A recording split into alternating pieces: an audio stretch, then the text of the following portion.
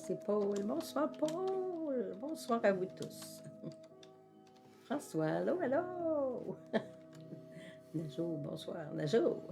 Allô, allô, allô. Salut.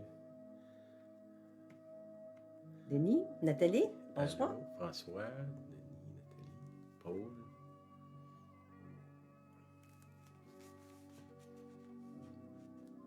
Marcel, bonsoir Salut, Marcel. Marcel. Marjolaine, un gros bonsoir à Marjolaine.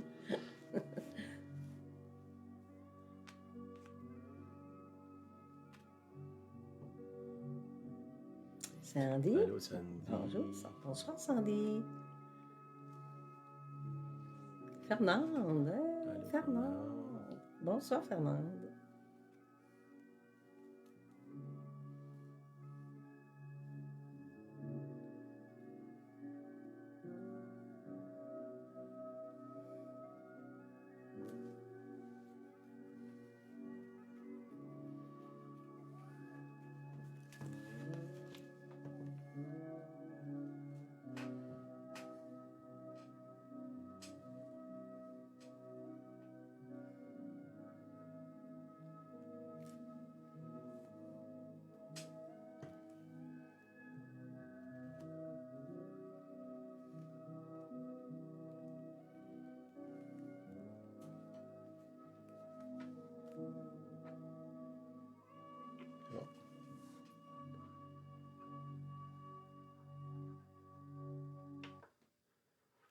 Bonsoir tout Bonsoir le monde. à chacun de vous. Un petit bout qu'on n'a pas fait de direct. Là. On est en direct avec vous. J'ai quand même posté des vidéos là, le temps qu'on était aux États-Unis. Mais c'est pas pareil d'être en direct. Là, on est revenu, on est chez nous. On est chez nous. On n'est pas dans les montagnes, là, comme vous voyez en arrière. C'est ça, on est allé aux États-Unis pendant 14 jours, c'est ça? 14 jours exactement. Ouais. Puis, on a vu des amis, on a été dans différentes églises, on était dans une conférence aussi, on a rencontré des gens intéressants. Beaucoup de monde. Qu'est-ce qui sort de ce voyage-là? Beaucoup de choses, là. Le Seigneur nous a parlé des directions pour nous, personnellement, là, pour l'Église aussi. Après ça, on a vu un peu l'état des États-Unis. On était dans le sud, les Carolines du Nord, Caroline du Sud. On est allé aussi dans l'État de New York. Ceux qui connaissent les Hoover, on était chez Hoover. Donna, on était à l'église là. Après ça, en revenant, on a arrêté aussi à Owego dans une autre église. Allô, Nathalie. Nathalie. Puis, c'est ça. Le temps qu'on était en Caroline, je sais pas si... on a-tu le droit de poser des questions? Poser des questions. Ouais. Il me semble que Dieu, c'est une question, je pense. Mais, je parle au Québec, là, on s'est rendu compliqué de questionner des choses. Là. Mm-hmm. En Caroline, où est-ce qu'on était? On était dans 2 villes là, quand même importantes. Là. 99% des gens n'ont pas de masque où qu'on aille. Là. L'autre chose, c'est, je ne sais pas si c'est juste les groupes dans lesquels on était, là, mais énorme pourcentage de gens non vaccinés. Mm-hmm. Beaucoup de proximité. On a vu des visages. Des visages. Depuis un bout de temps, à peu près le seul visage que je vois, c'est celui de Julienne. Les autres sont tous masqués. Là. Mm-hmm. Aux États-Unis, on a vu le visage de nos amis. Ça fait du bien. On a pu les serrer dans nos bras sans vivre dans la terreur et la peur. Ça fait du bien aussi. Puis, l'autre chose, c'est que les gens, plusieurs personnes là, qui sont, mettons, dans les âges dangereux pour le COVID, là, 70 et plus, plusieurs, là, très haut pourcentage non vaccinés. Sauf qu'ils ont le droit d'avoir des médicaments qui sont prouvés et qui fonctionnent, là, parce que dans les gens qu'on a vus, plusieurs ont eu le COVID, même 2 fois. Puis les médicaments qui ici sont bannis, eux autres, ils les utilisent. Puis ça va bien. Ça fait que... Timothée, Hi, Timothée. Hi. C'est ça. Ça fait que ça questionne un peu la route qu'on a prise ici. Là. L'autre chose qui est un peu troublant, là, on a rencontré plusieurs personnes du Québec, Canada, qui ne veulent plus vivre au Canada, qui s'en vont aux États-Unis. Des gens extrêmement qualifiés qui vont créer un vide ici. Là, ça, c'est troublant aussi. Là. Troublant, ça ne me surprend pas. Là. Mais c'est troublant dans le sens de la société québécoise, là, que tu as des gens, puis beaucoup, là, pas un petit nombre, là, qui sont déjà rendus là-bas ou qui planifient de s'en aller. C'est que ça c'est. Je ne sais pas, ceux qui nous gouvernent n'ont pas l'air à vérifier ça, rien. Là. Fait que ça, c'est des choses que j'ai vécues. Bon, ça, on pourrait dire, c'est au niveau là, social. Là. Au niveau de l'Église, bon, les réunions, c'est plein de monde. Là, des centaines de personnes dans les églises. On est allé dans un ministère qui s'occupe des gens de la rue, la même chose. Après ça, bon, on a vu nos amis, là, des gens. Il y avait des gens, à la conférence qu'on était, des Lituanie, ou c'est ça, la Lituanie? Il y avait des gens de l'Angleterre, de l'Irlande, un peu partout dans les États-Unis, d'Amérique du Sud, du Brésil. Bon, ça fait du bien de voir tous ces gens-là. Si vous avez suivi, là, si vous reculez dans Najo, descendre un petit peu plus bas, là, il y a des vidéos que j'ai postées avec des gens qui étaient... lors de la conférence. La conférence, j'ai un peu des interviews avec eux, là, j'ai traduit. Qui je vous encourage, si vous ne l'avez pas écouté, c'est celui de Andrew Sorais sur quoi faire dans un temps de famine. C'est vraiment bon pour si vous avez des questions que vous vous posez, quoi faire. Il y a vraiment une affaire éclairée. J'ai parlé avec lui, je m'attends peut-être qu'on aurait, à certains moments, il serait un invité. Il faut que j'ajuste l'Internet pour être capable de l'avoir, moi et lui, sur le même écran, là, parce qu'il est quand même aux États-Unis. Il pourrait faire une suite de son message. On pourrait faire une suite de ce message-là sur quoi faire dans un temps de famine. Puis d'autres aussi. Ce monsieur-là, il écrit des articles que j'ai déjà postés là, dans la page. Là. Vraiment, un monsieur qui a une sagesse pratique vraiment intéressante. T'avais-tu quelque chose? Ça va. Ça va. OK. L'autre chose, bon, peut-être que vous n'êtes pas tous au fait de ça, là, mais il y a monsieur Helmut... Elon Musk. Elon Musk. Il a acheté Twitter, OK? Twitter. Ça fait tout un branle-bas de combat là, dans le milieu médiatique, de droite, là, on pourrait dire. Moi, je pense que c'est une bonne affaire, mais en même temps, je vous dirais, faites attention là, de penser que ce monsieur-là, c'est un sauveur. Là. Je pense qu'il est vraiment pour la liberté puis tout ça. Là, puis ça, c'est important. Là, c'est quelque chose qu'on est en train de perdre là, de façon magistrale. Mais en même temps, lui, c'est pas un sauveur. Là. Non. C'est Jésus le sauveur. Puis dans l'état où est-ce qu'on est rendu là, l'état de nos pays, puis de nos finances, puis de social, il y a juste Dieu qui peut nous sauver. Là. C'est que mettons pas trop nos yeux autant pour accuser les humains. Là. Ici, nous ceux qui nous dirigent nous donnent des munitions en masse pour les attaquer. Là. Mais autant eux que ceux qui pourraient peut-être nous sauver, là, si on peut dire. Là. C'est juste Jésus. Là. Il y a un frère aux États-Unis qui disait on est rendu à une place qu'il n'y a plus aucun remède humain qui peut nous guérir. Là. Je ne parle même pas de maladie, là, je parle au niveau société. Là. C'est que ça, il faut se tourner vers Dieu, puis c'est un peu ce que je vais adresser aujourd'hui. Ceux qui nous ont suivis, là, à un moment donné, j'ai fait une vidéo, puis si vous fouillez plus bas, vous allez le voir. Là. Moi et Julienne, on est dans l'auto. On est sur la route. On est sur la route, on était, je ne sais pas trop... dans la Virginie, ouais. Bon, je veux aller plus loin dans cette vidéo-là. J'ai comme fait un surface, là. Je pense que pour moi, c'est qu'est-ce qu'on a reçu comme révélation dans ça. Là. C'est à partir d'un livre qu'on lisait, qui n'est même pas un livre chrétien. Là. où est-ce que l'Église s'en va. Euh, Puis où est-ce que nous, personnellement, on s'en va, là, c'est ce que je veux parler. Ça va être plusieurs étapes. Là. Aujourd'hui, je veux parler du... bon, il y avait 4 étapes dans ce qu'on a parlé. Là. Il y avait moi, il y avait nous, il y avait l'autre. Puis la 4e étape, c'est l'amour divin, là, l'amour qui est prêt à se sacrifier. Là. Puis ce qu'on a compris, puis qu'on a fait les liens, c'était pas vraiment ça qui parlait dans le livre, mais on l'a associé, c'est comme si le Seigneur nous parlait au travers de ça. Là. Des fois, Dieu parle, De différentes dans Job, façons. ça dit Dieu parle tantôt d'une façon, tantôt d'une autre, et on y prend point garde. Mais là, on a pris garde, on a fait attention, puis le Seigneur nous a parlé.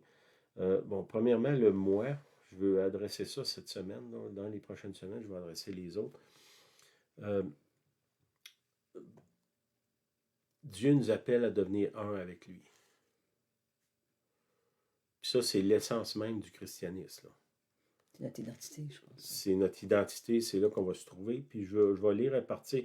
Il y a plein de versets, là, mais je ne veux pas m'étaler trop. Là. Dans Jean, l'évangile de Jean, au chapitre 17. On va juste lire les versets, puis on va voir qu'est-ce que Jésus, dans le fond. Jésus parle de lui-même, mais il parle aussi de nous.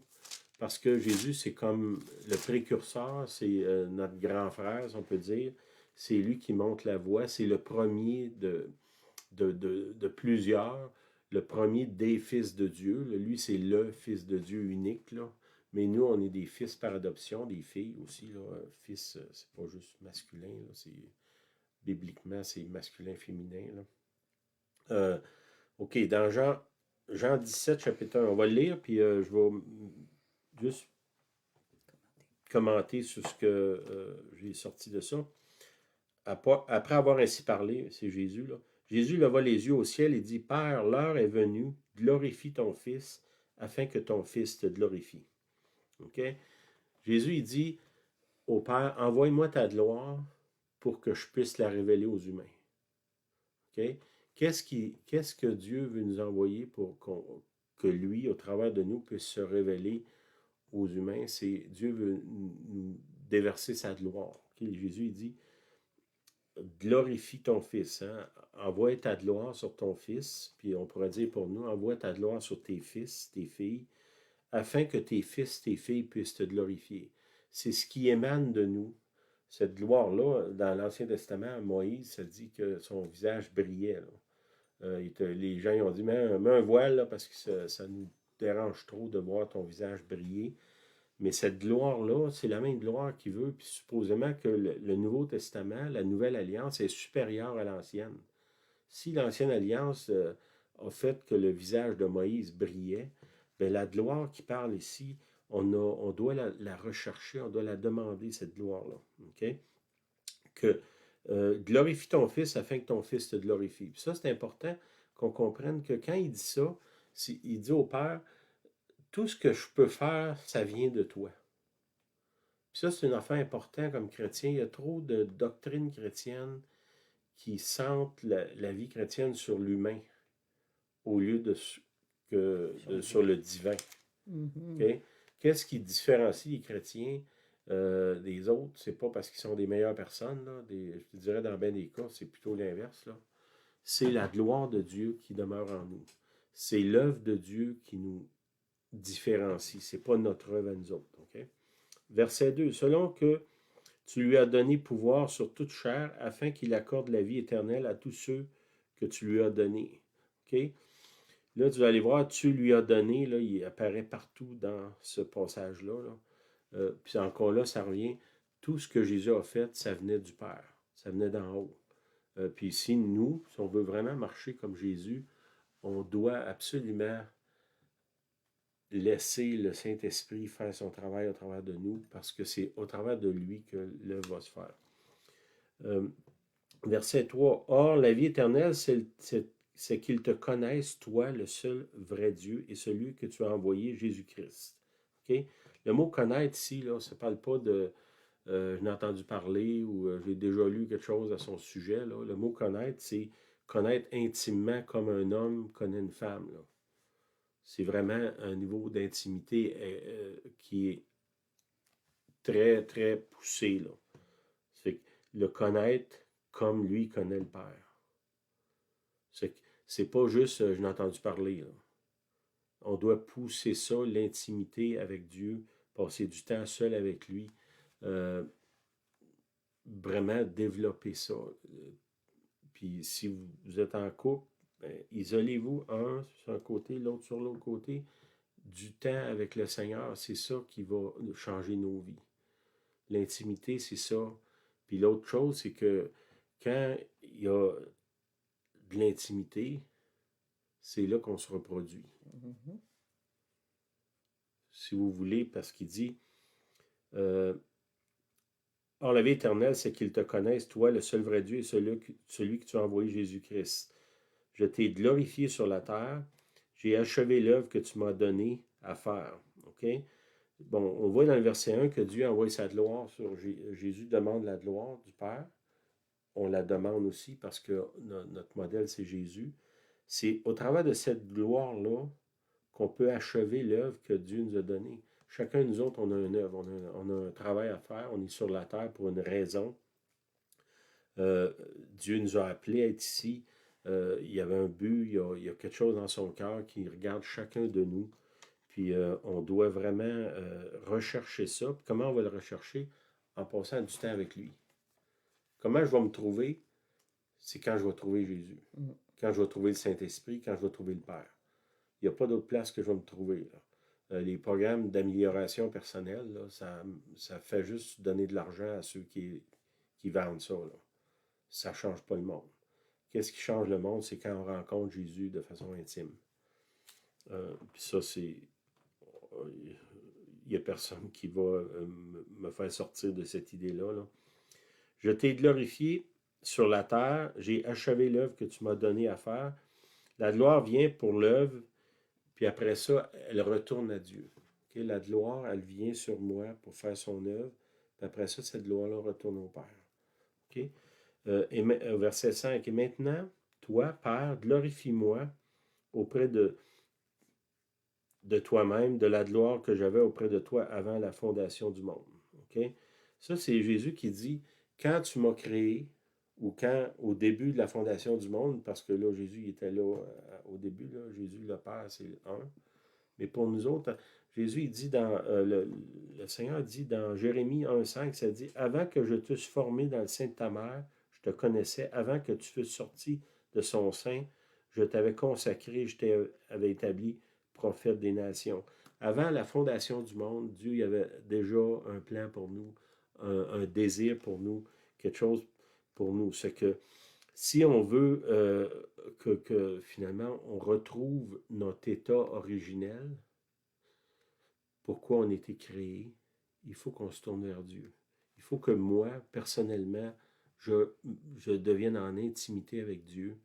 Puis là, je vais découvrir pourquoi je suis sur la terre, puis pourquoi il m'a créé, puis quel est ce plan-là qu'il y avait avant même la fondation du monde pour arriver à comment je dirais, avoir une vie accomplie. Puis il y a une affaire que j'ai aimée quand on était là-bas, il y a un frère qui disait, il dit, je me suis assis, puis j'ai essayé de trouver une personne que j'aurais voulu avoir sa vie au lieu d'avoir la mienne. Puis il dit, j'en ai pas trouvé. Qu'est-ce que ça nous parle, ça? Puis c'est un peu une conversation que j'ai eue avec Julienne. La vie que le Seigneur nous a donnée depuis plus que 40 ans maintenant, je vois pas qui autour de moi, des gens que j'ai rencontrés, que j'ai lus même, qui sont morts, à qui je convoiterais la vie, plus que celle-là que le Seigneur m'a donnée. Cette vie-là, c'est une vie d'abondance, une vie de surprise, d'étonnement. Étonnement, oui. J'aurais le mot.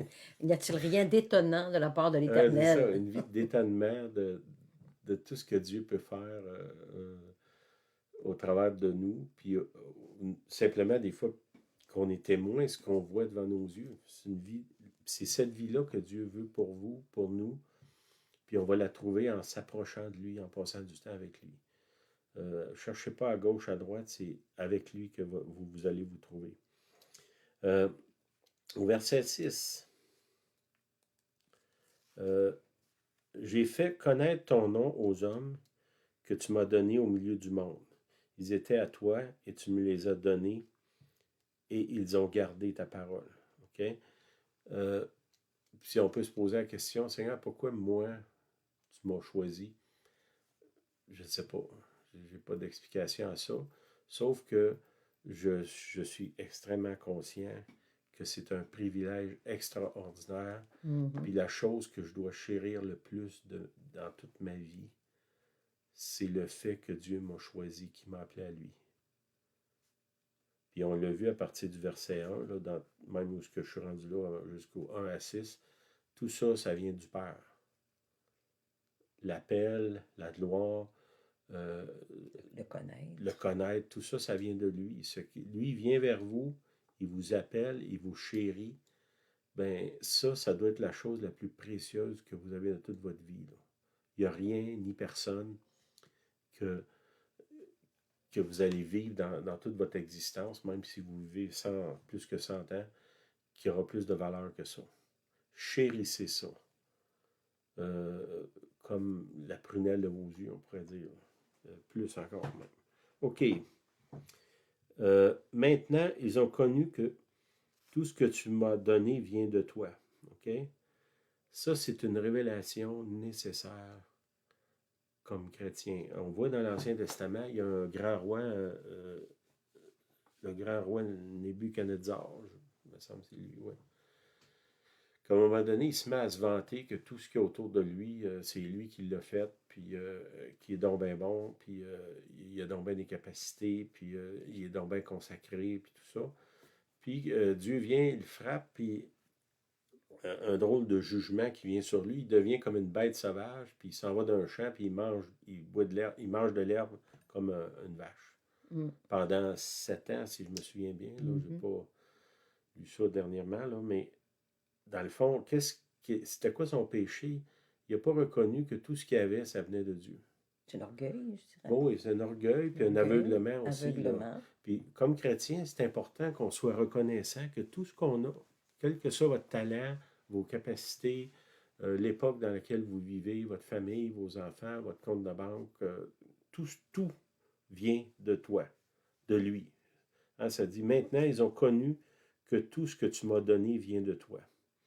Puis ça, c'est une révélation nécessaire. Il y a trop de chrétiens qui pensent que l'œuvre de Dieu, ça repose sur leurs épaules. Tu sais, l'œuvre de Dieu, c'est pas pour rien que ça s'appelle l'œuvre de Dieu. C'est parce que c'est l'œuvre de Dieu. Puis ça, ben, c'est son œuvre.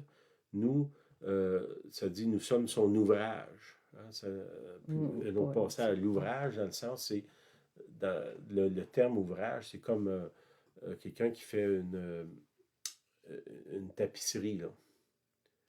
Euh, Tapisserie, dans le sens, c'est un tissu, puis là, tu passes un aiguille avec des couleurs, puis tu crées une image. Ça dit, nous sommes son ouvrage. Nous, on est simplement le canevas dans lequel le Seigneur travaille. C'est pas nous qui crée rien, là, c'est lui qui crée. Nous, ben, il faut apprendre simplement à être reconnaissant, à être docile aussi quand il demande quelque chose de le faire. Si on veut voir la gloire de Dieu, ben, il faut obéir à ce qu'il demande. OK, au verset 8. Car je leur ai donné les paroles que tu m'as données et ils les ont reçues. Ils ont vraiment connu que je suis sorti de toi.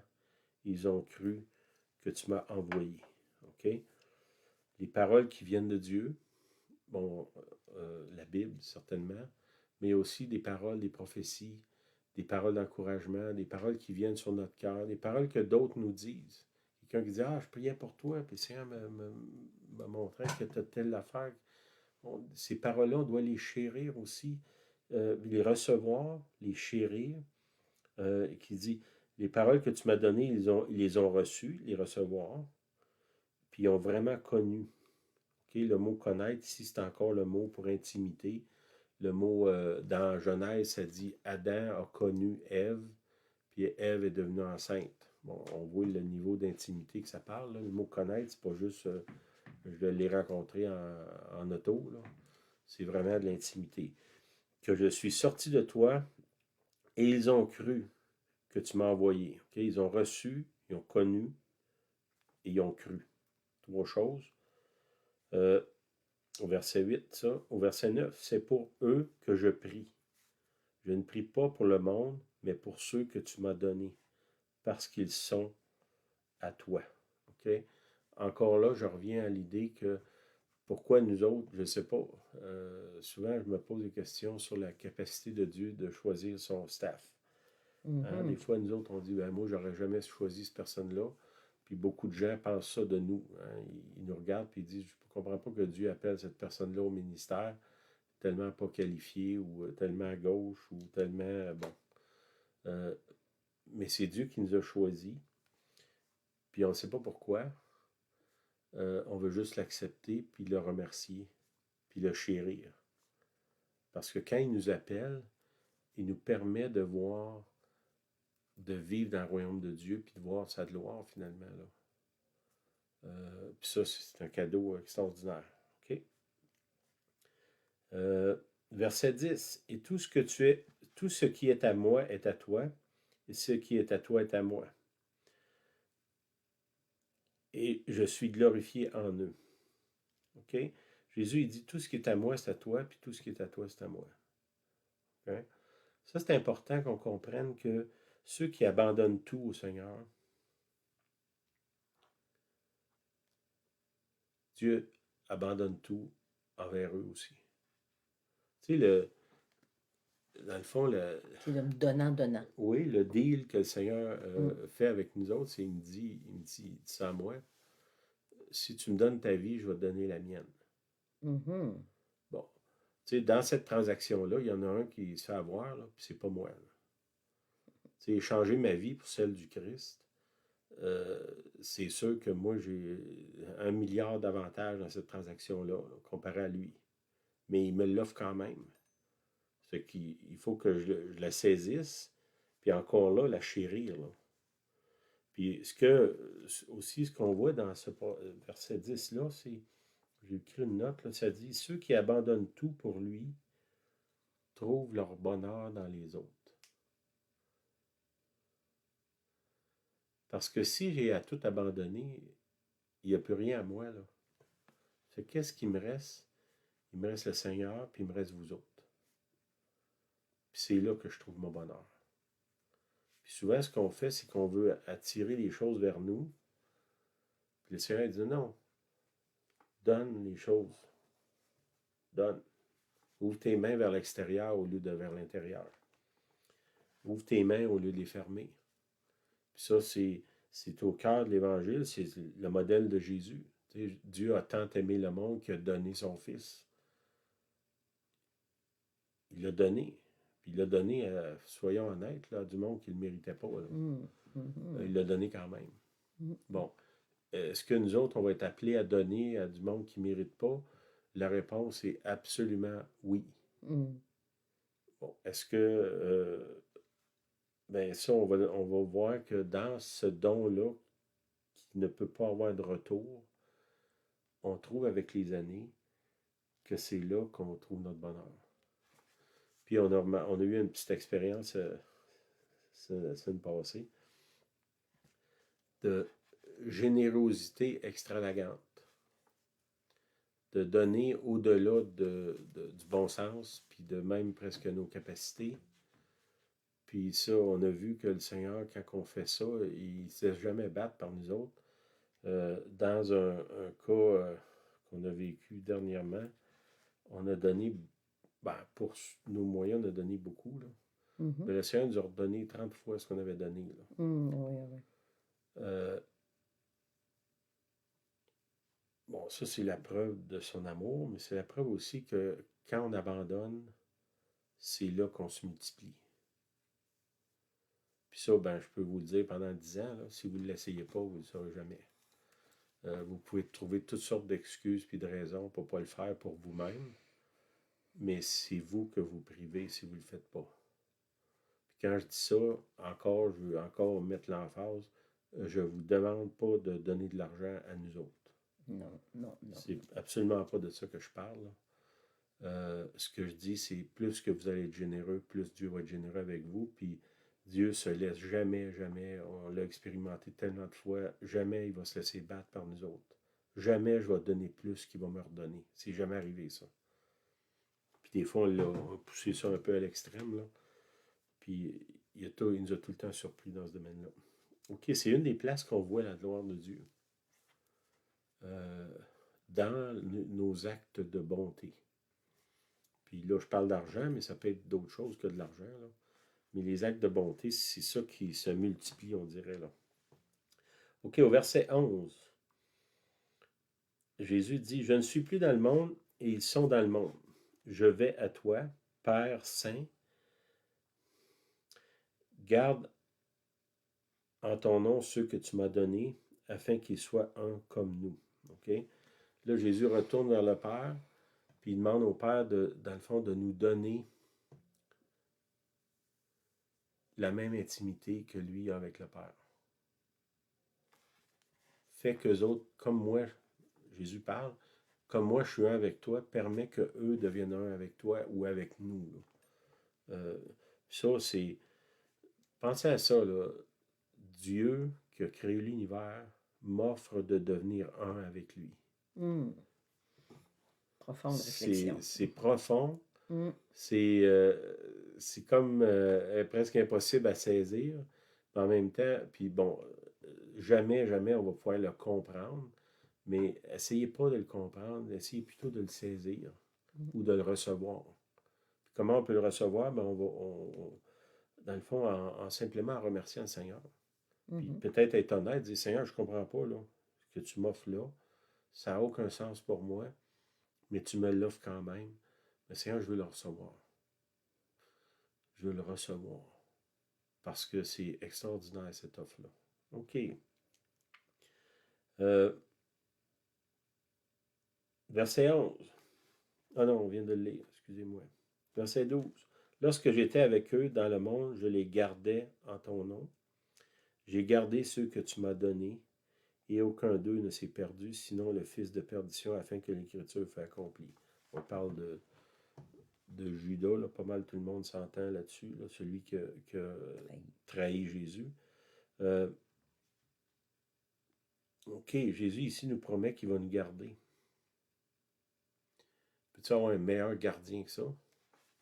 Jésus lui-même dit, je vais te garder. Puis là, je pourrais dire, Julienne, pourquoi je m'inquiète? Pourquoi tu t'inquiètes? Jésus lui-même, il a promis de nous garder. Non? Le psaume 121, c'était le psaume de l'an passé. Le mot « garder » se retrouve énormément dans le psaume 121. Gardera ton âme, il te gardera de tout mal, il gardera ton départ, ton arrivée. Portez attention au psaume 121, c'est assez intéressant. Amen. C'est bon. Verset 13. Et maintenant, je vais à toi, et je dis ces choses dans le monde, afin qu'ils aient ma joie parfaite. OK? Ça, c'est Jésus qui nous promet la joie parfaite. Là aussi, on peut dire, mais Seigneur, il me semble que je n'ai pas saisi ça pleinement, cette joie parfaite-là que tu offres. Je te demande pardon. Seigneur, je te demande que tu puisses me donner cette joie-là que tu as promis, parce que moi, je suis parmi ceux qui croient. Mais Seigneur, donne-moi cette joie parfaite. Puis cette joie-là, comme je vous ai dit, c'est pas une joie circonstancielle, là. Dieu n'a pas besoin de créer le jardin d'Éden autour de moi pour avoir cette joie-là. Si vous lisez l'histoire de l'Église, il y a des gens là, qui étaient dans des conditions exécrables de torture, puis il y avait la joie quand même. Un qui est intéressant à lire, c'est Richard Rembrandt, en Roumanie. En Roumanie, dans les années 80. Il a écrit des livres. Fouillez dans Internet, vous allez voir des livres là, sur lui. C'est certainement pas ses conditions de vie qui faisaient qu'il était heureux. Là. OK, 14. Je leur ai donné ta parole et le monde les a haïs parce qu'ils ne sont pas du monde, comme moi je ne suis pas du monde. OK? Bon, nous autres, surtout au Québec, quand on dit à quelqu'un qui n'est pas du monde, c'est comme une insulte. Là. Ici, c'est pas de ça qu'il parle. Là. Il dit qu'on ne fait pas partie du monde ou du système dans lequel on vit. Okay? On vit dans le monde, là, c'est bien entendu, puis Dieu ne nous a pas appelés à s'isoler du monde, là. Mais il nous a appelés à vivre avec un standard différent de la société dans laquelle on vit. Puis c'est une des raisons pourquoi que, beaucoup de gens haïssent les chrétiens, là. C'est parce qu'ils ne se soumettent pas aux standards du monde. Pourquoi? Parce qu'ils ont des standards qui sont différents. Puis si vous vivez comme le monde, ben peut-être lire votre Bible un peu, puis savoir c'est quoi, Seigneur, tes standards à toi. C'est, hein? Tu sais, les standards de Dieu, c'est un peu à l'inverse du monde, là. Mhm. Bénis ceux qui te maudissent. Euh, c'est ça, pardonne à ceux qui t'ont offensé. Quelqu'un te demande ta chemise, donne-y ton manteau. Sois extravagant pour te donner. Va vers les autres. Bon, aimer ceux. C'est ça, aimer sans condition. Mais dans le monde, c'est pas ça. Même quand quelqu'un nous aime, on rajoute plein de conditions. Mhm. Puis ça, ben, on voit ce que ça donne aussi, là. Euh, Verset 15. Je ne te prie pas de les ôter du monde, mais de les préserver du mal. Okay? Il voit une différence ici entre le monde et le mal, là. Le monde, c'est la. Bon, comme je vous ai dit, le système, dans lequel on vit, puis il y a aussi le monde dans le sens de la terre. On vit sur la terre, vous vivez dans une maison, un village, une rue. Ben, ça, c'est votre milieu. Vous pouvez être là, puis être préservé du mal dans cet endroit-là, puis être la lumière dans cet endroit-là. Puis pour briller, ben souvent, la lumière, elle s'oppose aux ténèbres qui y a autour. C'est nous que Dieu a appelé à être la lumière, là. OK, verset 16. Ils ne sont pas du monde ou du système du monde, là. Comme moi, je ne suis pas du monde. Jésus, il vient, il dit à Pilate, moi, je suis roi, mais pas d'un royaume sur la terre, d'un autre royaume, d'un autre système politique, là. Sanctifie-les par ta vérité, ta parole est la vérité. OK? Le mot sanctifier ici, dans une autre version, ça dit consacre-les. OK? Qu'est-ce qui est consacré? C'est quelque chose qui est pris, puis qui est mis à part pour un usage spécifique. OK? Ça veut dire, Dieu vous a choisi, on le voit dans les passages avant, Dieu nous a appelés, il nous a choisis, puis il nous prend, puis il dit, bon, je viens de prendre un vase, puis je vais l'utiliser pour un usage spécifique, pour mon plan, mon but. OK? Des fois, on lit sanctifié, on se demande de quoi il parle, là. Dans le fond, c'est juste d'être mis à part pour ce que Dieu veut faire. Dieu nous a appelés, il y a un but, il veut nous saisir, nous remplir, puis nous utiliser pour faire ce que lui a à faire. Ta parole est la vérité. Verset 17, comme tu m'as envoyé dans le monde, je les ai aussi envoyés dans le monde. C'est partie de la mission. La mission que Dieu nous a appelés à faire.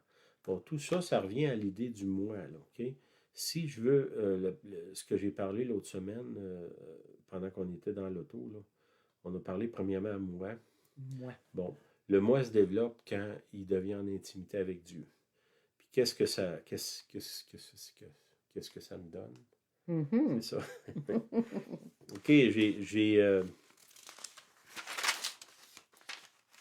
pris, dans le fond, des mots dans le texte que je viens de lire, là.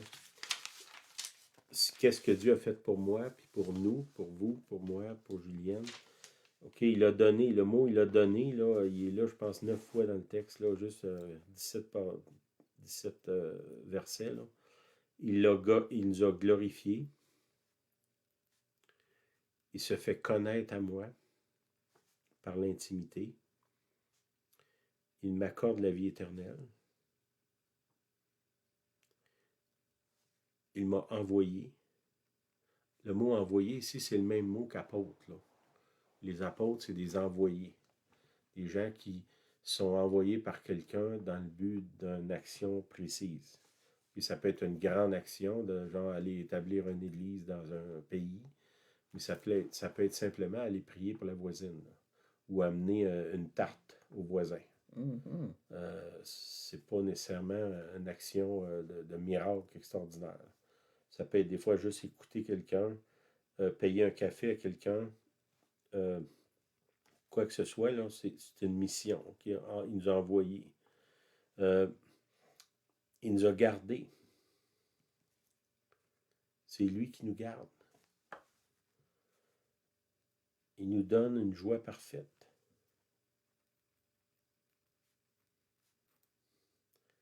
Après ça, il nous préserve du mal.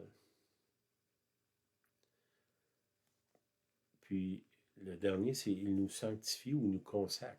Il nous saisit pour un usage spécifique. OK? Puis c'est quoi ma part dans ça? Ma part est plus simple que la sienne. Là. OK. C'est de recevoir, de le recevoir, lui,